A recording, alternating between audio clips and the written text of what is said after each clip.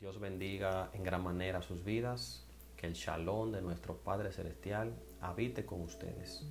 Les habla el maestro y diácono Ismael Martínez. En esta oportunidad quisiéramos tratar el tema que se titula Los pecados que Dios aborrece. Le pedimos al Espíritu Santo que a través de esta enseñanza podamos ser edificados, que Él deposite en nosotros de su sabiduría, de su conocimiento, para nosotros poder comprender su palabra y de esta forma sea de bendición para cada uno de nosotros. Recuerde compartir este video y seguirnos en las redes sociales, en Instagram y en YouTube. Para iniciar, vamos a ver en el Salmo capítulo 5, verso 4 al 7, que dice: porque tú no eres un Dios que se complace en la maldad. El malo no habitará junto a ti, los insensatos no estarán delante de tus ojos. Aborreces a todos los que hacen iniquidad, destruirás a los que hablan mentira. Al hombre sanguinario y engañador abominará Yahweh. Mas yo, por la abundancia de tu misericordia, entraré en tu casa, adoraré tu santo templo en tu temor. Muy bien. Entonces, el pecado, vamos a definir el pecado. El pecado es la transgresión de la ley o la Torá.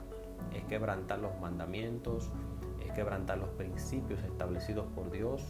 Entonces, cuando sabemos esto, nos hacemos la siguiente pregunta: ¿son todos los pecados iguales ante Dios? Hagámonos esa pregunta. ¿Son todos los pecados iguales ante Dios? Según Romanos capítulo 6, verso 23, nos dice que todos los pecados conducen a la muerte y que solamente Yeshua puede perdonar nuestros pecados. Solamente Yeshua puede darnos la vida eterna. Aunque todos los pecados tienen un fin en común, que es apartarnos de Dios y provoca la muerte espiritual, no todos son iguales. Los pecados tienen distintas consecuencias. Y de esta consecuencia que Dios en su justicia otorga a cada quien. Por ejemplo, la propia ley terrenal también puede afectar las vidas de quienes cometen las infracciones. Un ejemplo es: al que roba o al que asesina debe responder ante la justicia, ante la ley terrenal. Los pecados pueden ser contra Dios, contra el prójimo o contra nosotros mismos. Entonces la palabra registra solamente un pecado, el cual no puede ser perdonado, que es la blasfemia contra el Espíritu Santo. Eso lo puede encontrar en Mateo capítulo 12, del verso 31 al 32. A excepción de este pecado, podemos recibir el perdón de Dios a través de su Hijo Yeshua. Yeshua pagó el castigo que nosotros merecíamos y con su sacrificio podemos ser perdonados. Entonces la palabra registra de manera puntual 7 pecados que Dios aborrece. Y estos son de gran importancia. Pero ¿qué significa primero aborrecer? Aborrecer significa tener o sentir un gran rechazo o aversión hacia alguien o algo. Significa apartarse de algo con horror. Es lo contrario de amar. Mientras que lo que se ama le provoca una atracción, un deleite, aborrecer implica un rechazo total o aversión. Cuando Dios dice en su palabra que aborrece o que abomina, tenemos que prestar atención porque está resaltando su importancia. Vamos a ver en Proverbios capítulo 6, de 16 al 19. 6 cosas aborrece Yahweh, y aún 7 abomina su alma: los ojos altivos, la lengua mentirosa, las manos derramadoras de sangre inocente. Dice el verso 18: el corazón que maquina pensamientos inicuos, los pies presurosos para correr al mal. Dice el verso 19: el testigo falso que habla mentiras y el que siembra discordia entre hermanos. Entonces es importante destacar que estos pecados todos están de una manera u otra relacionados con lo que es el prójimo. De alguna manera afecta directa o indirectamente no solo al que lo comete, sino también al prójimo. Entonces Dios considera importante las acciones que afecten al prójimo. Esto es lo que nos está diciendo la palabra. Incluso Yeshua en Lucas capítulo 17, del 1 al 4, nos habla de que hay personas que son de tropiezo para los demás, pero también advierte ahí mismo las consecuencias de tal acto y nos brinda una solución que vamos a tratar al final, en la conclusión del tema. Vamos a empezar hablando de los ojos altivos. Los ojos altivos se refiere a la persona que es orgullosa, que se considera por encima del prójimo, una persona que comúnmente es autosuficiente, menosprecia a los demás. Por ejemplo, en la Biblia encontramos el rey Usías, que es una persona orgullosa, y vemos su consecuencia de lo que le sucedió en el libro de Segunda de Crónicas, capítulo 26-19. También tenemos el próximo pecado, que es la lengua mentirosa, que se refiere a las personas que hablan mentiras. Este es uno de los mandamientos dados a Moisés. Es común ver este pecado como un pecado simple. A veces lo utilizamos de una manera justificada para evitar un problema mayor, pero al final sus efectos son tan nocivos como cualquier otro pecado. La palabra misma nos dice que el enemigo es el padre de las mentiras. Eso está en Juan capítulo 8, el verso 44. El próximo pecado que aborrece Dios es las manos derramadoras de sangre inocente. Cuando el mandamiento dice no matarás, se está refiriendo a no asesinar. Esto implica acabar con la vida de un inocente. Yeshua, por ejemplo, en Mateo capítulo 5:21 nos dice que incluso con el pensamiento o las palabras ofensivas podríamos ya ser culpables de este pecado. El corazón que maquina pensamientos inicuos, otro de los pecados.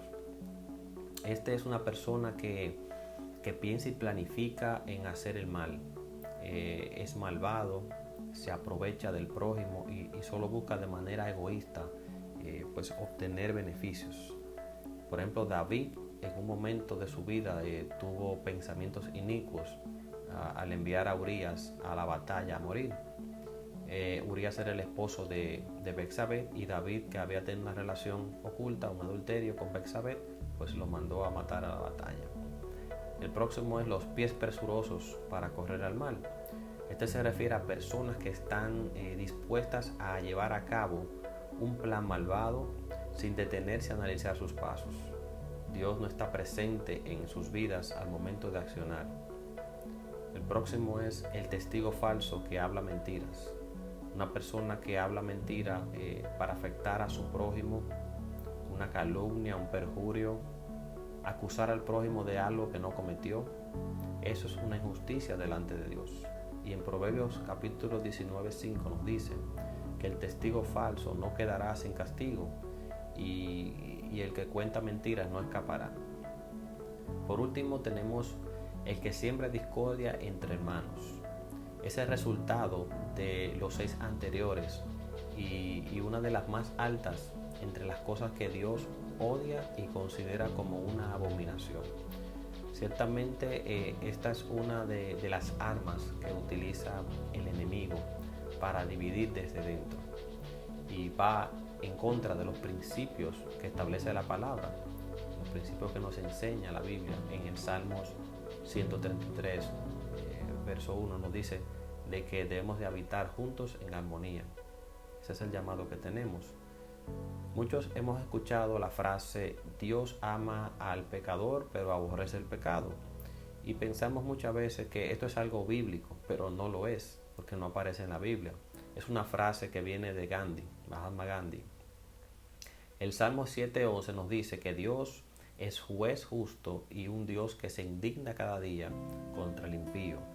También en Proverbios capítulo 15:26 nos dice que Yahweh está lejos de los impíos, pero Él oye la oración de los justos. Dios no puede habitar donde está el pecado, porque es contrario a su naturaleza. Él es santo, Él es justo. El impío es aquel que se aparta de Dios y que practica el pecado en su vida. Pecar involuntariamente es muy diferente a uno tropezar con la misma piedra de una manera continua, formándose así un hábito. Entonces, tenemos que arrepentirnos. El arrepentimiento genuino significa que pedimos perdón y que nos apartamos del pecado. El Señor va a ver el corazón y el Señor no puede ser burlado porque Él ve el corazón.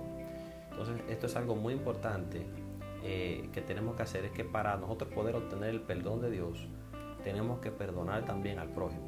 Lucas 17:3 nos dice: mirad por vosotros mismos, si tu hermano pecare contra ti, repréndele, y si se arrepintiere, perdónale. Y si 7 veces al día pecare contra ti, y 7 veces al día volviera a ti, diciendo me arrepiento, entonces perdónale. Entonces, Dios hizo muestra de su amor enviando a su Hijo a morir como propiciación para restaurar el hombre caído. Ninguno de los esfuerzos humanos eran capaces de restablecer la relación que el hombre perdió en el Edén. Pero cuando el hombre decide rechazar a Dios y hacer caso omiso a ese sacrificio, entonces él mismo se excluye del amor de Dios. Él mismo se excluye del amor de Dios. Yeshua dijo: el que cree en el Hijo tiene vida eterna, pero el que rehúsa creer en el Hijo no volverá o no verá la vida, no verá la vida eterna, sino que verá la ira de Dios. Dios está sobre él. Dice su palabra que tenemos que procurar siempre mantener una vida de santidad, una vida apartada de pecado, una vida apartada de toda abominación. Y como hijos de Dios debemos de amar lo que Dios ama, tenemos que aborrecer lo que Dios aborrece. Por lo tanto, el pecado no debe ser de agrado en nosotros. No debe ser de agrado en nosotros. Entonces, en esta oportunidad le pedimos al Eterno que nos dé la fortaleza, que nos dé la firmeza para nosotros seguir avanzando, para nosotros poder seguir creciendo espiritualmente, para que todos seamos prosperados según su voluntad. Así que el Eterno le bendiga en gran manera en esta ocasión. Shalom y shalom.